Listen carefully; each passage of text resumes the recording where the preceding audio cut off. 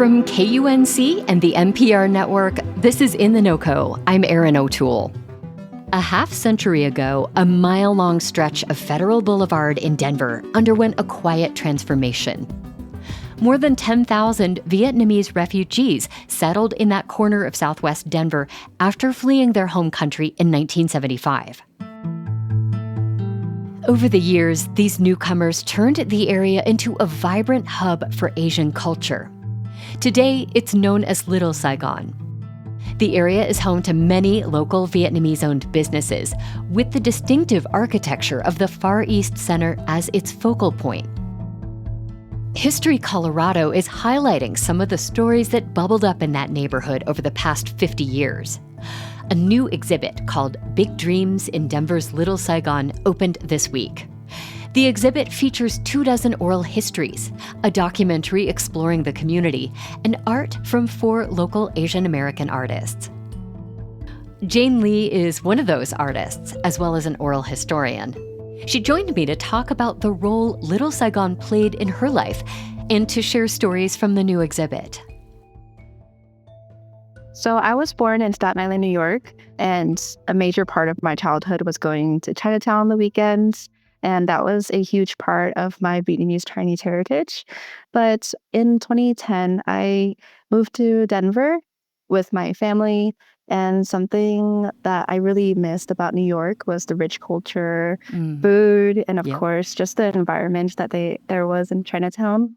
Thankfully, my aunt, who lived here a little bit longer than I have, took me to Little Saigon every single weekend to make sure that we had a good filling breakfast from the dim sum restaurants or even the Vietnamese restaurants down there. And it was great just being able to go to the supermarkets and maybe even the boba shop and just have a really nice, relaxing weekend somewhere that I felt at home at and that I could speak my own language at and feel proud of who I am.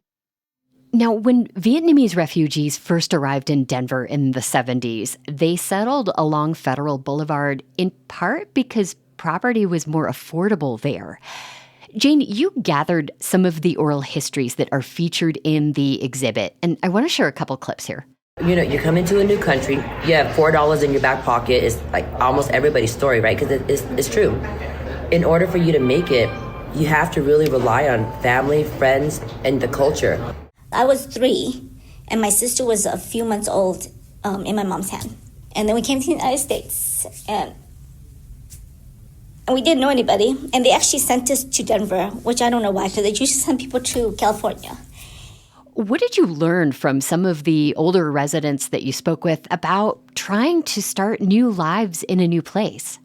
With my oral history interviews, it was a really great way to learn about the neighbors that we're with in Colorado.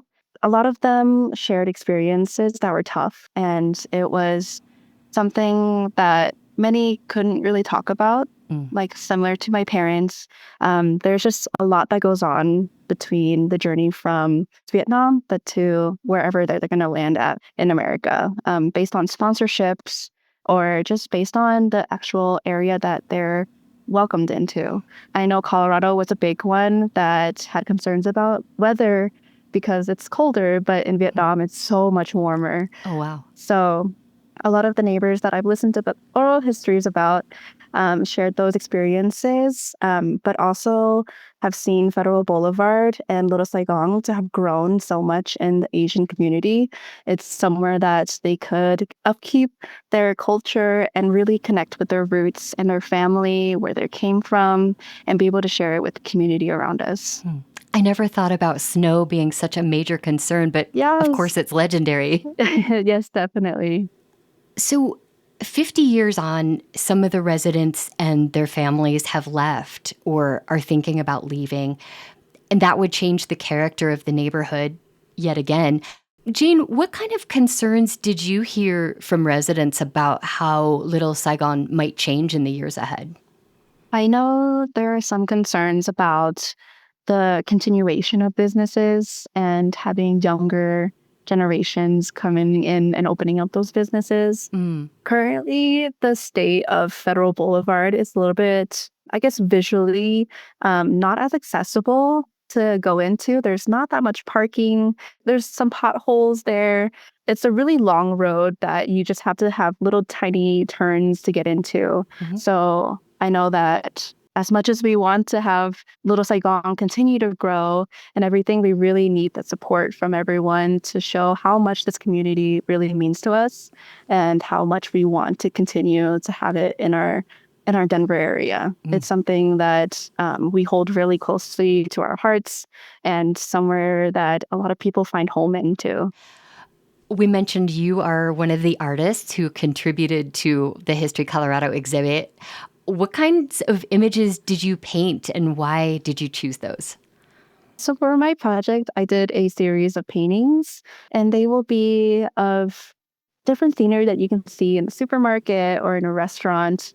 One of them is in a kitchen that I had the opportunity to go into a kitchen to take a picture of one of the chefs cooking. That was really fun. And also just being able to celebrate. So that is one of our holidays. It's like Lunar New Year. Okay. So I painted a picture of the celebration that goes on at Far East Center and just the liveliness of that celebration, everyone coming together to see that.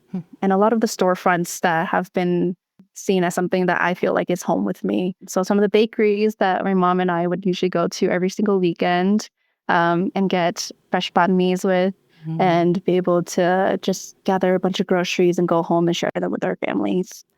What do you want people who go to the exhibit to come away with? I would love for people who come to exhibit to just be more curious about what Little Saigon holds. There's so many businesses there that are more than a restaurant. They're a bakery, they're a whole like catering business. I don't know, there's just so much that goes on in Little Saigon. And the Far East Center is a great like little hub where all the cultural events happen. And it's one of my favorite things to experience as well. So every year I always go down there, and I would love to share that with even more people in Denver and be able to share our culture so that they too can experience what it would be like if we were in Vietnam, or I don't know, like just the blend of cultures that we have here in Little Saigon. Jane Lee is a Colorado artist and oral historian. Her work is part of a new exhibit called Big Dreams in Denver's Little Saigon. It's open now through next year at History Colorado in Denver. You can learn more and see some historic photos from the Little Saigon district in the show notes and at KUNC.org. Before we get out of here, I want to let you know that KUNC is in the middle of its fall fundraiser. With the loss of all federal funding for public media, we need your support now more than ever. We love making this show for you, and you can help us continue that work by making a contribution to the station at kunc.org/donate. And thank you so much for your support. That's it today for In The NoCo. I'm Erin O'Toole. Thanks so much for listening.